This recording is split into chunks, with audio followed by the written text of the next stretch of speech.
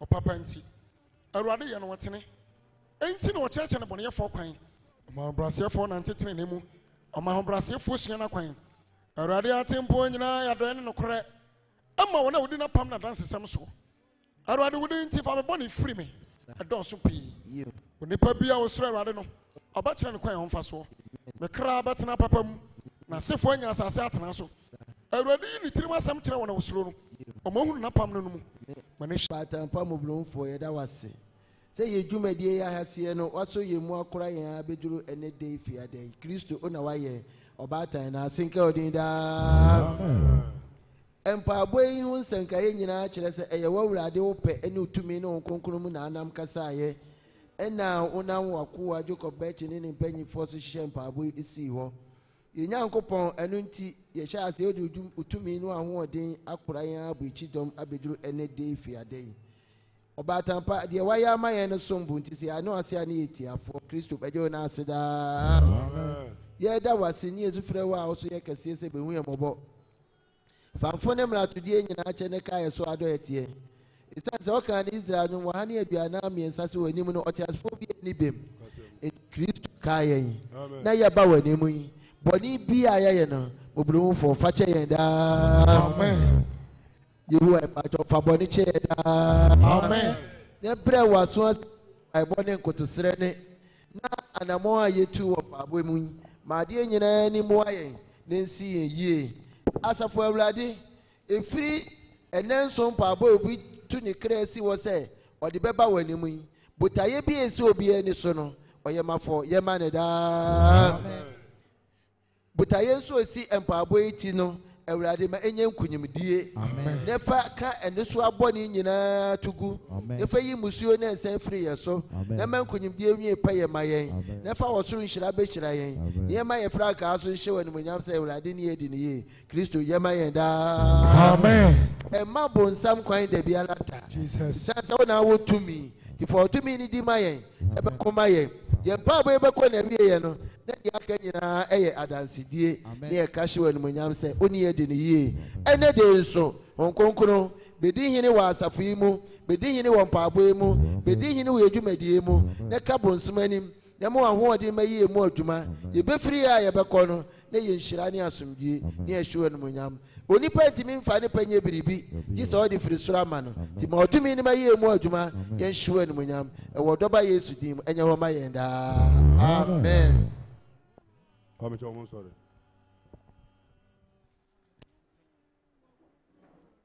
Hallelujah. Bon, I shall see you. To her, no, is serious.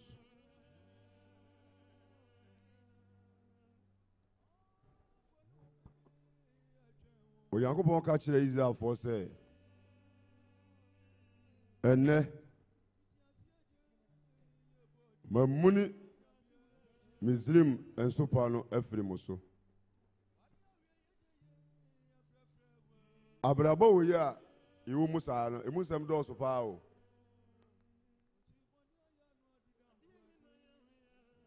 abusua bi wo ho muntie mi yi se abusua no omuye mienu maame baako emma nti akonyo wo krumo no maame no ne ma no efa timi bi ne fa timi edibi ana baako ma no emma no ho fe nti efa no tsase hu se so mo po hini bia esan se baako no ma no ho fe nti no mbe hini na ye dai afiri wo ana baako tu kwa ko chiri ko ji aduro ade be ye efa na om ho fe no ba wi ase bibi wo wi ase o mu me mfa na ma serious o asayare no a ode be ye sa efa no papa no ma wo mu nyina papa so wo dodo pa se papa no wo tan a ne ma no ma ko 7 ene yade ne bi ye wo mu obu okura wo sakura wo ne yade na ye no Omo a ema papa ni wi a ne ho no omo twempra osuma se ono omo wo ye a obi enim no o ha akora ho ana ya de bia yede na ba no so nti we must ehun se ewiase hu do ha ese we is serious ya hwemanim se na manim de we de ma di agora o me hawo we aha papa bi wo diabetes yare abere na nana ho no ana ikuru ne da ho ana ne nana bi ekọ so ko sra no no ko wi a papa no papa yare dem no ko wi a papa no wenim papa na wu yade na ba nana no so rante kama yade na ba no so bebi ana ikuru ne da no wa ne da na ne na sre na ho no saa na de na ho die tumpa bo bi se si won ye ya na wunya kwai ebewura mu a me ba cho mo ani mere bibi wa Africa abrofo do mo de ye ka fam ye tenam fine ye tena se na ebo ye hu social media yi ye o Ghana anso bi wa America de ye koso nyina o hwe Bruni na ye yi wana me bo kania na aso yi geneta na ye adwuma yi camera na si hei mark na make asemui ana me bo machines na si hwana ye enti Bruni adi tumi a onu no anya eye ne ma papa no Africa ye de ne de eye oseye Africa de ne ye oseye udi akwa be se wo sisi a so moni a mere ye ya so wa yo ha no bi de enima bi abegua wa no bi de bi abegua wa no ni bi abegua so they say na say watch na say na me kan so me enko junction e ko ye na enima bola junction wo obi akum enkokoma ene niema bi ode abegu ode gu ha na yenso ye dey we ofiri wa na eduru ho ani ho yakopon ma yenso ye ko ye san bi wo bibi wo wiase anse ba ko bi sofo bi wa o ye okofa cruise begu na so de na me me moti aba yin konya nkyere mi o udi agoro wo bedwa na ja wa so de no ye na wo beda so de ase o hu wo de se bidim this one funny ma serious now funny ma sa bibi be twa fa so obi betima ji wadwuma wo ye no wote so wo de akonya no wote so na wo bere wadwuma wo ye sen kesika bam no na obi age no obbo sekete no wote so okwa ne bo no to uri madwuma pa nso adwuma ma ko tire adwuma mu abeda sa na wo so da ya hodo adwuma no bo obi to ede se nyankopon tumi na wo de be bre tumi bi ase ama ogia ba obeya ne namusa na se na me kan TV ne so my bi so kwa America wonya 25 years was him intim metwa block ba kura wo Ghana me ma mu ye ma papa wi wona me se ja dai osum do me dey me na me se adai was me credit card busum ba su bia me ko yes me de ka me so me nto hwe ana no su de bro ni wonya ka woni ni hwe mu bia why na go for credit card ni go free ni ama why ya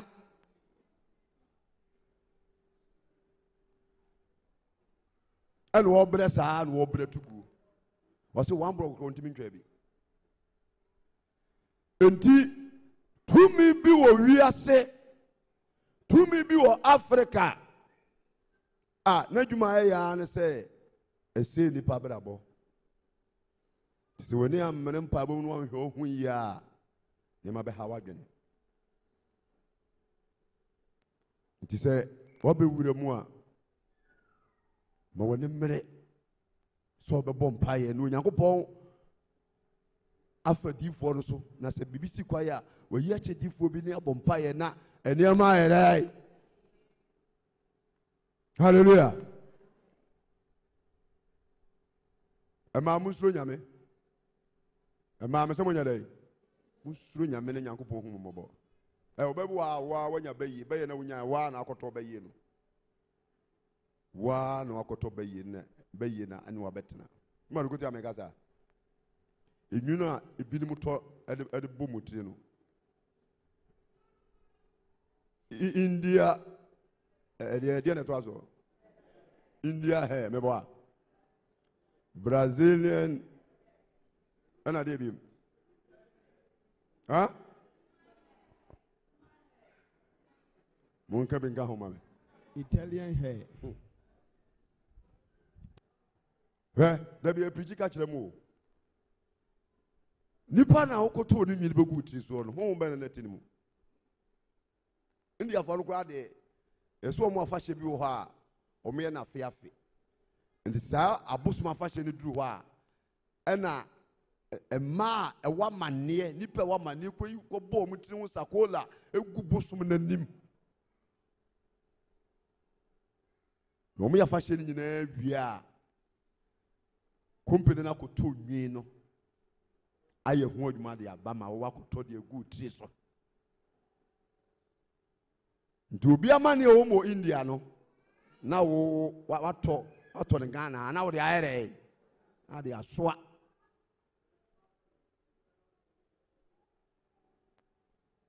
the Bible say me amfa nwi ntu anwi so ti asoma meka ne ye he Oba uhonye fa uhonye fe. Tia so meka ni pa. Nyo obi nwi akoto begu ti so be ma hwa ye fo sisa. Enya na nye.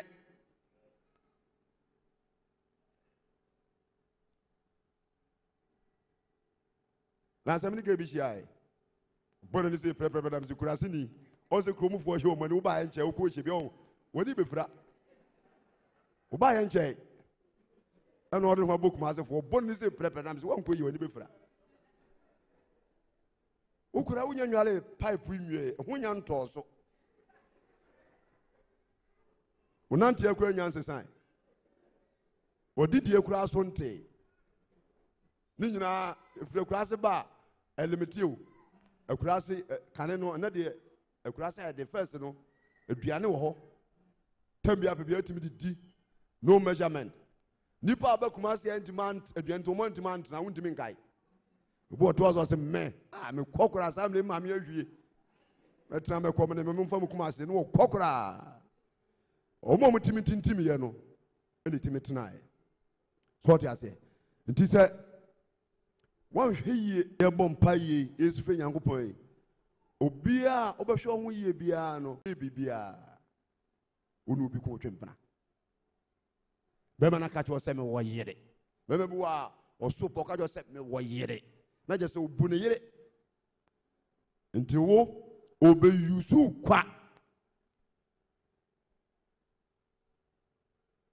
The one in the good and I and when you go say, what you don't know, what's what yere? Or could feel quite about 1 day. Oh, one and you. Do I say, okay, be an from a money? Nti se wo hana no bi kodwempena mesim pa boya chi wuni mate biem ana bekoso di mate hallelujah sunyame a wote ase so yo hu ya obeyo ho nsenkyina ma wa nkasa bo hu se yes onyankopon otumi nhira ka de da nti adwuntofo na ba ye ba be hyase na ya tonyom ni asire nyame nkonkon no abaye ho adwuma ene ebe pontem because anadwi adaje ni ha anadwi adaje ni ha tene ebe pontem na obi atima kobobo an ho so ebe ya anadwi bia betimi ababe ye watch na tini bi akwankyere ebe na anadwi no eye mienu Who no be ball? Before Bakwama near say on country me say program na ye no. A da ye no. A boy miensa a boy no ebi ne kudi ku table no so no muntie me ye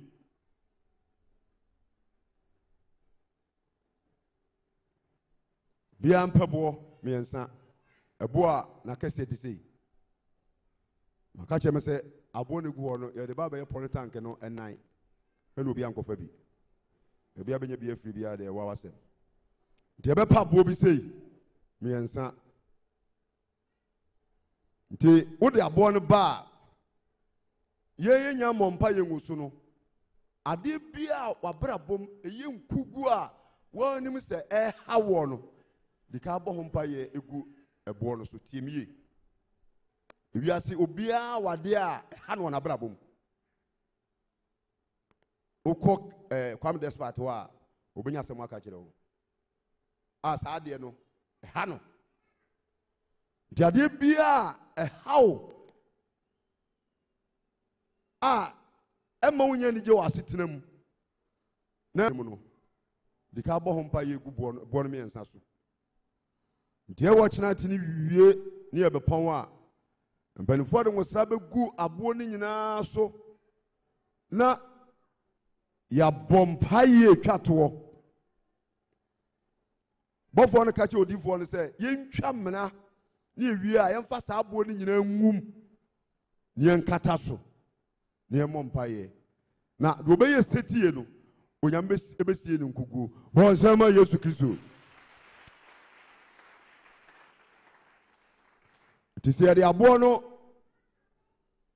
ekogumu wie ni ekata so bompa ye wie a ebeba dem ha na fe ye nyina be fra ye ho hunhum ntoma tiemie me a prophet of God da me no kasa no be fra ho hunhum ntoma nti ye be free kwasiada mema no mo ewo mo kwasiada ye be fra enson no mo aba ana se mu ndu kwadodo mo mbeba ne de kojana yakope no ye de akata mo so ni yehu nsira nwona guso na kenkafo akam Psalm 91 ebe fi kwasiada kopem memenda da de wo bia ebe hunhum de na fi nye hunhum de na fi nye tumi e de be nante abobra so aba nti anaju we de wa ma ene make ka just obu a hand of Jezebel were very powerful ona betena mu obeso o se wo ndi se wo sa problem no a ene twemu wo Yesu Kristo dirim so ti ase na kwa ma wo siesie no emfata nyame asem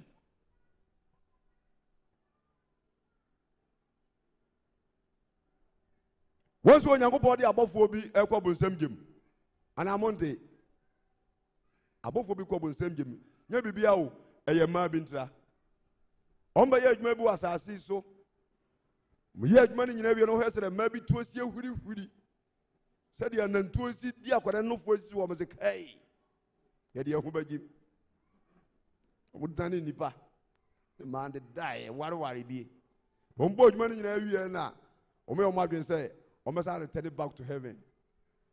Tomi ye biye ya omo ko nyankopon hwe omo di omo ba ya bedu vina. Ya me kache market. Hey market. Kache nkwasa fo se be mo do mo nka hwa. Omba ha nye yi. Enti se ye upompa ye. Na ompa abon ko du nyankopon ne nyame soma abofo se fa akoso ya da mu ayekoma na abofo no ba na wo dress nya aba. Na nipa wani mu a no wasa dan ne kwa no ka che onyankopɔ sɛ de 2 million a mbese mba 2 minti masa de aba no de ato no ko ne be nyankopɔ so nya ne hwe nti ahosiesie bɔne esi ma bi mpa abokwai asofo ne bi no a ɔmo de brofo nkwa na preach ni de ɔmo nya asofo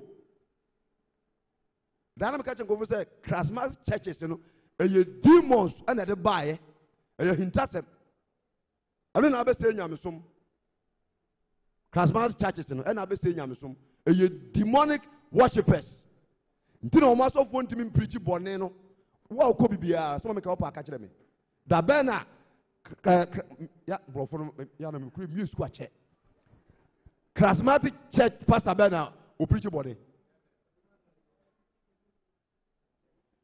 So they say, you soon be wa. You know, so you say time. What the penny part of my connection. I will see bonnet, woman that the baby is so soon. Now, say me soon die. Let me just go per car. To be just one tells me a buy. Into them, a man, you know, at the tells in the chi, Ubi, I sit there about Momaso. And a bama back to front, on sit there about Momaso.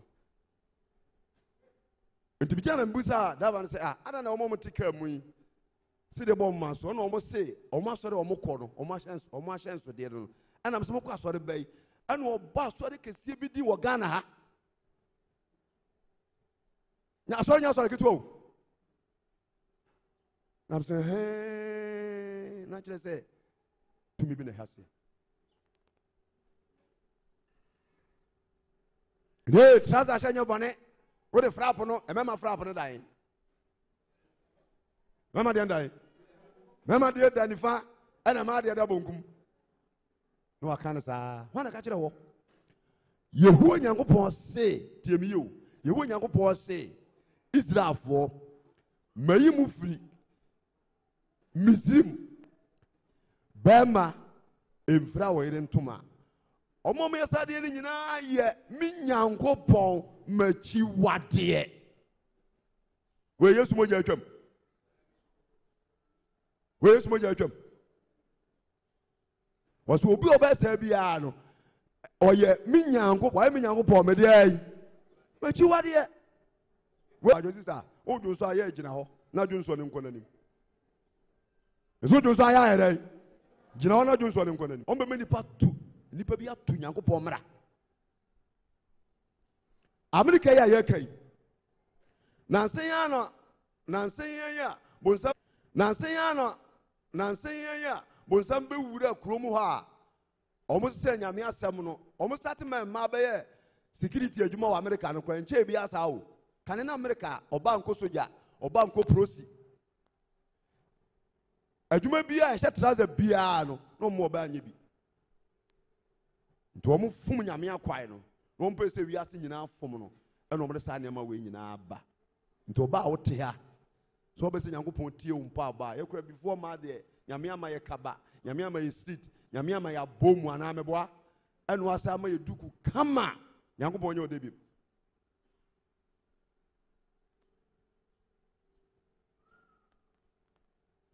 Aveno say obi ense mepe na we one na ni kan pa last asoma me ka kire mo ha mani abiro muntie da meka no oba bi bompai bo no ho fe pa ne ho of nyame ma na munyam pa but no ya nanta oba mbaba na tade ni sira esina na msisa me ka no kra kire wo asoma me ka opantie nya sa obaba mbaba no sa ho hwe mema bie no opa oba ya nanta wo mema bie no ho ofe nti fa nantane sie so na odi nantane sie a be ma baba be waro ayo ho ade ne watena se eyire ko se we VW tai pa se me mani tu ade me banso ma nti fa sie na ntinka obi so me kan no hwemani ana otie mafutu oba na tade esi ani na ahe ya obi de ho abete eso na wo ba miensa Omo to kama. So they say, "Sana kai." Preke se mienu tuetu awam. Sa preke se we, one be nya godo wo so. Ti woni mebu wa honam fam no. Ya nya hu adwuma, e be bom pa ya ba ye hu hwe. Esuna ya wa. Nti afutu abenema we tie. Na fa sie. Na kwa and some of the Kanyana, the Odimofonian, and Goye beam na ensencheni mi to me aba mana be je amenya sundi enhira enka ye Nyankopon din da nti e ba betonyum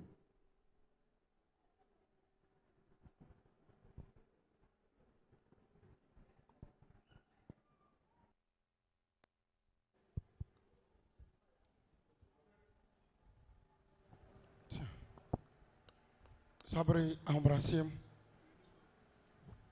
Nano beko form my channel.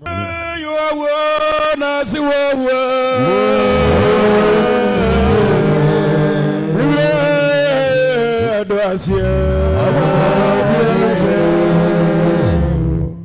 Oh, concrete, dear children, you are sitting.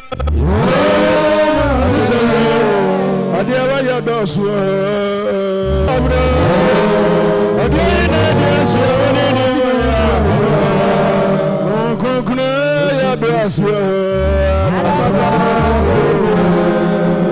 as you can, you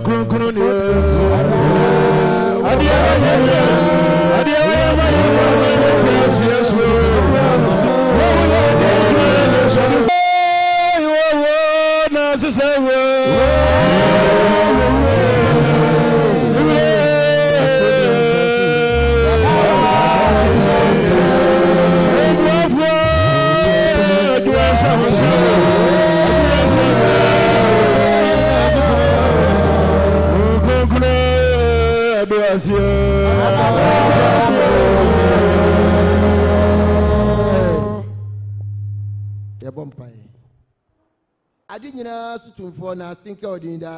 Amen. Wa woni ahese ni awie panya nkopon. Tumi mu odin for yeda wase. Ene de nso ye wawanim. Katachie yesufre wa oso ye kase be yedwumadi nyina ma enwie nkunyimdie. Woni ahese ni awie nyankopon. For ahoɔden firi soro bɛboa yɛn sɛ bonsa nnwuma yɛnwie adwumadi nkunyimdie mu yɛnhyew animonyam wodin ne yɛbɔ Abraham ni Isaac ni Jacob nyankopɔn tumi mu no ɛmɛyɛ adwuma mɛyɛn daa. Amen. Sɔrɔtena se obrasem sabre ɛne adwontofo nyina yɛ adwenkoro ahyɛ onyankopɔn animonyam wɔ ayie ne aseda adwom akwa so. Adwontofo Onyame gwangwani adwasio. Onyame ada. Adwasio. Abasuru basasie ya Yehudi.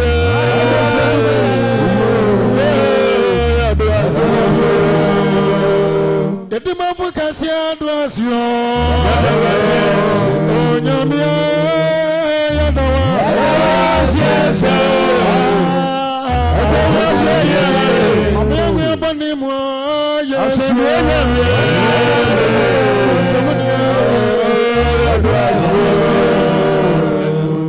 Asuro ni asa ti afro adwasio.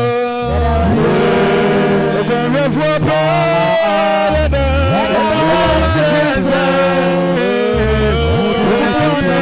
Odia ye na adwasio mo no praye.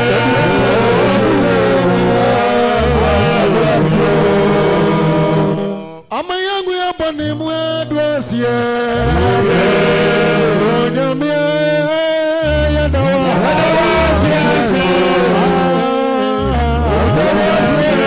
Atiasene odumo Yesu.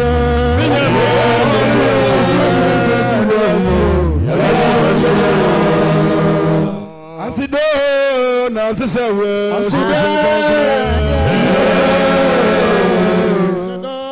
Odi awayentie de na semewe. Adi ayi na odi asiamini di mo besani di enu. Enkwanya mi de na semewe yanfue. Obubu na bando asia. Onyame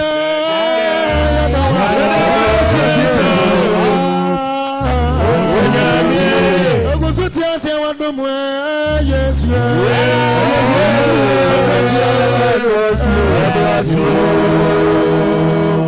Adwasia mama so message munya. Ankwaso sekantumenta wade achehina asidaka. Owen for ya kira sidanka oduro. Wama yangu ya bonimu madwasi. Wenyame ngwangwani ya dwasi.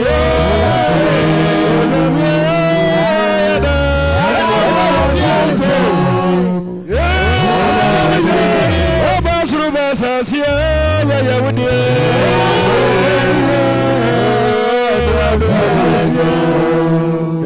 Yadawasiensa.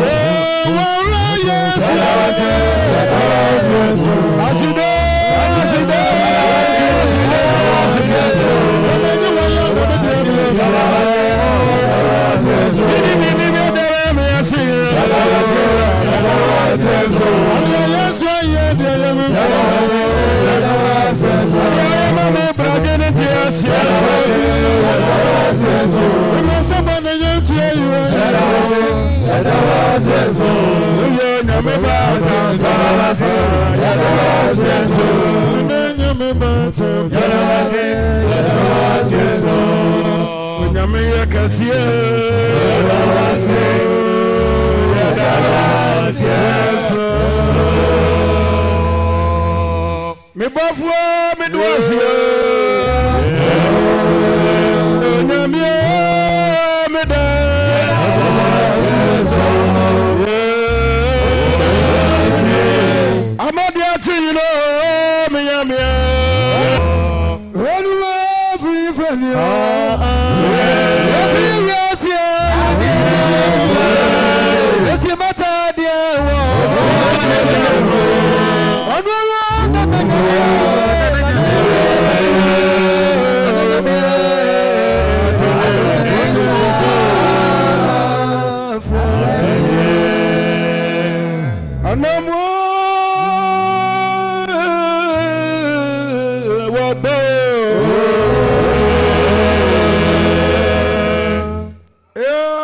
Mafu Nyamie,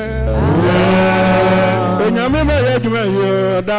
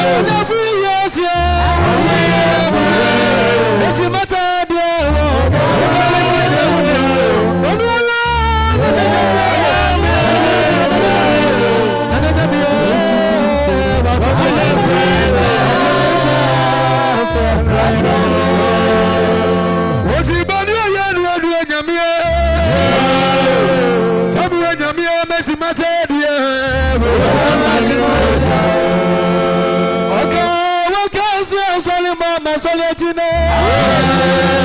Elegi di onyamie no simata die. Simata die. No simata die. No simata die.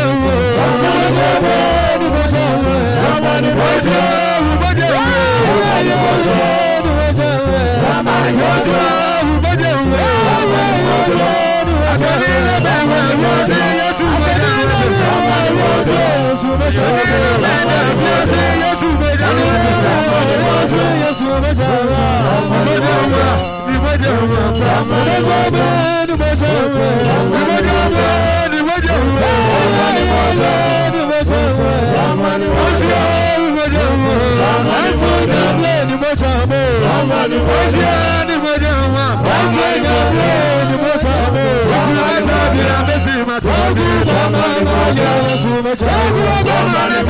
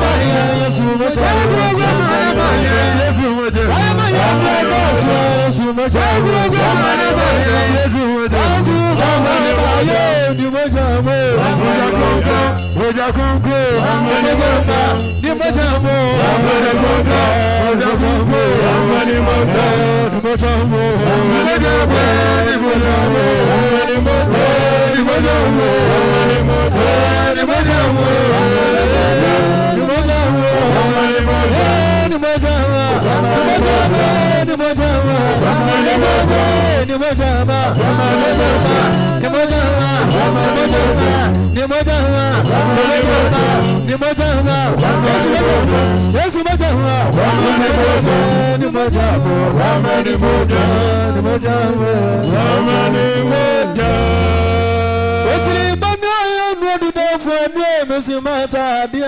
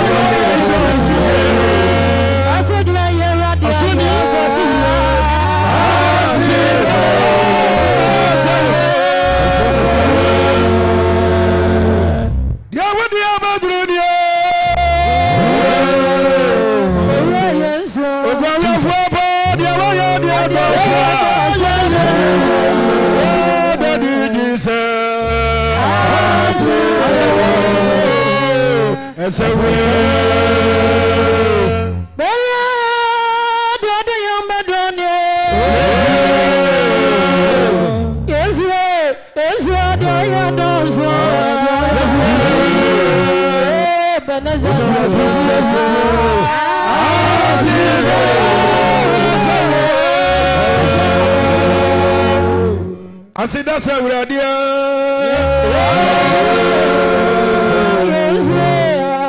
Mumian Kana Sida Secretary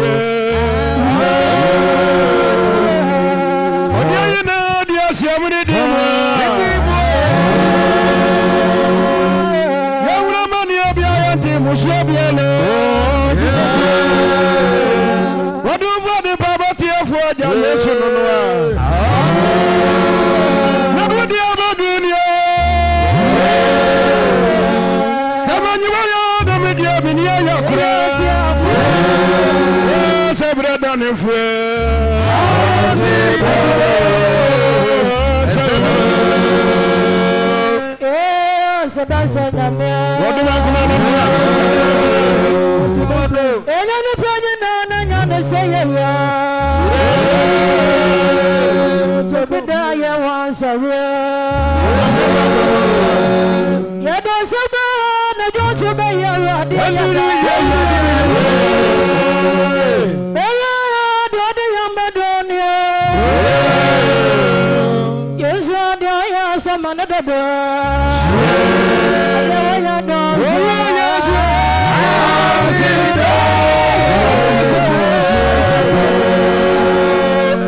Asida Savradia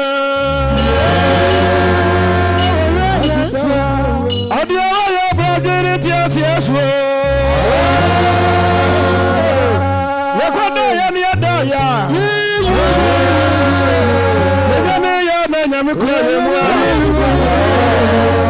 Adini tumi ahwadi adi afro wo munye Tuwa kwa madame nyame asie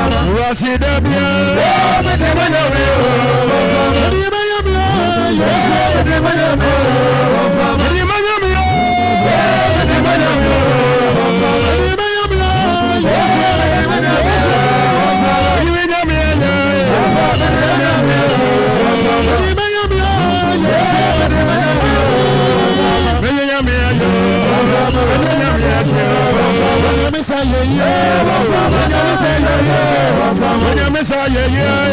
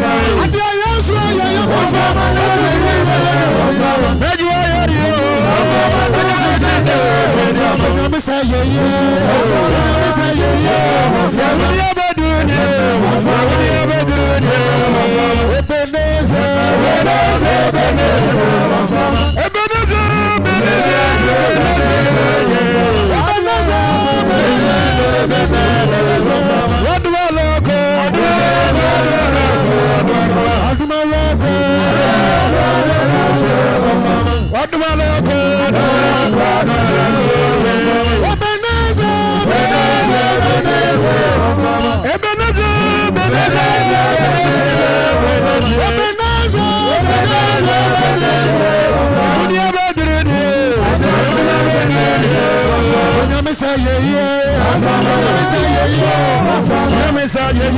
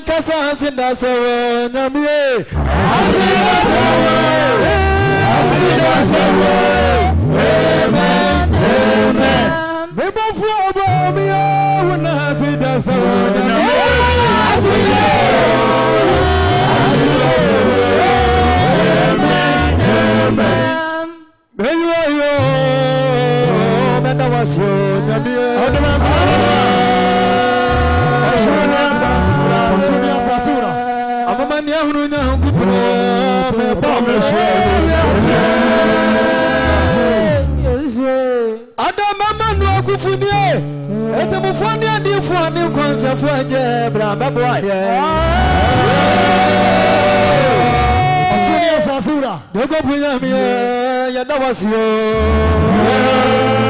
Dia nyamia wana seda ya udah.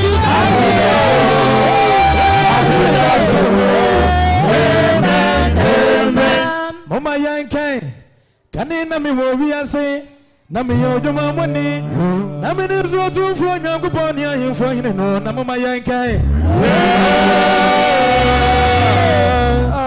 Isa da muntia mi bodia mi bonna basa basa Abraham isi awura de no ade na ka se mi se bna che se no se obo ofure no Sa no pa nya mi dia sa mi anyumira ba ya mi dia Ade wa ya idia si da se ho nya me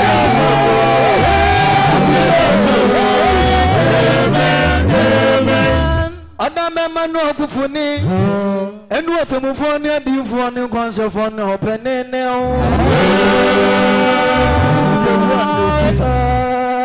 o nyamyozo fidie yi from me bomra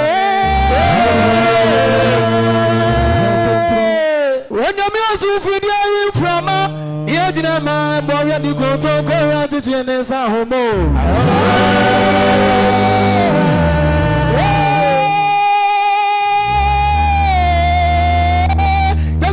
Kupone ya bomlane Zugugro na zida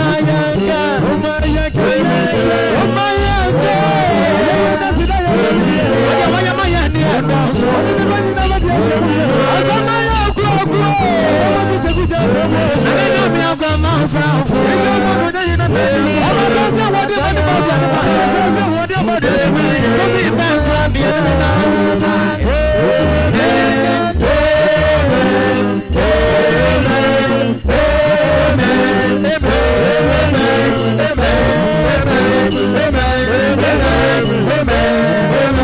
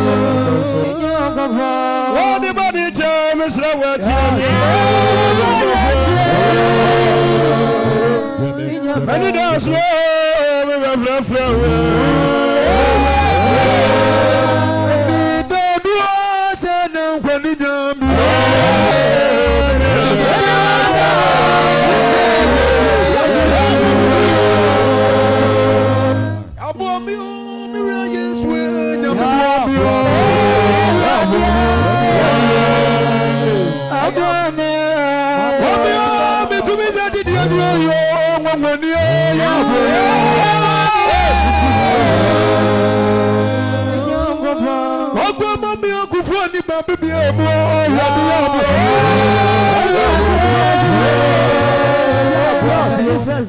yali mi wo yali safu Yesu ba du e ma yo anko no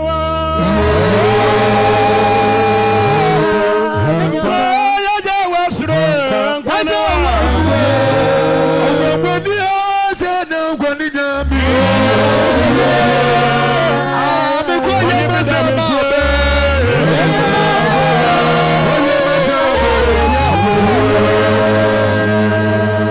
Medema ba jeme ebonio Medema ba jeme ebonio Medema ba jeme Yesu Kristo Medema ba jeme ebonio Medema ba jeme ebonifo nyakopo Medema ba jeme ebonu ya chewo Medema ba jeme oni bidamisu Medema ba jeme wa mabo Medema ba jeme oni si kotoko mudati Medema ba manu bi huo edema baniyo edema baniyo mi baniyo edema baniyo bani fuo yan bi tie edema baniyo mo ya bi dudu edema baniyo eni mi bani achi yo edema baniyo eni bani achi ya edema baniyo edema baniyo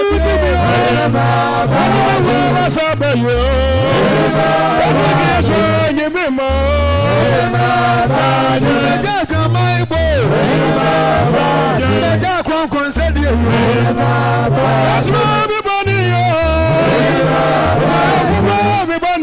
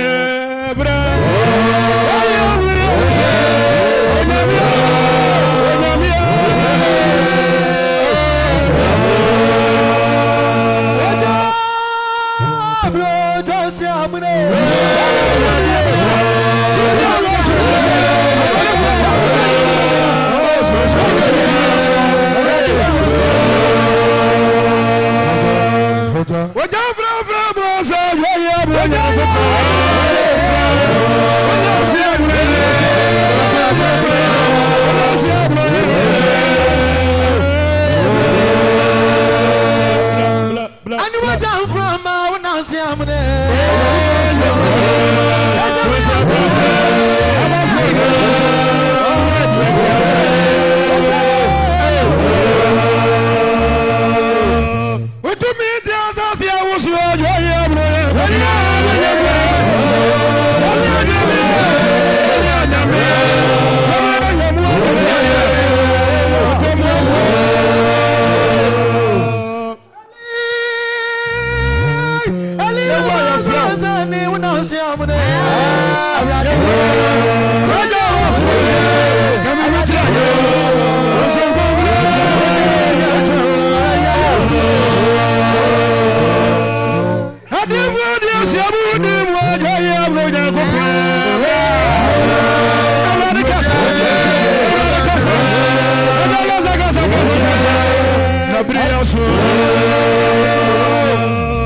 Elian voice ya mwe unahusi ya mne.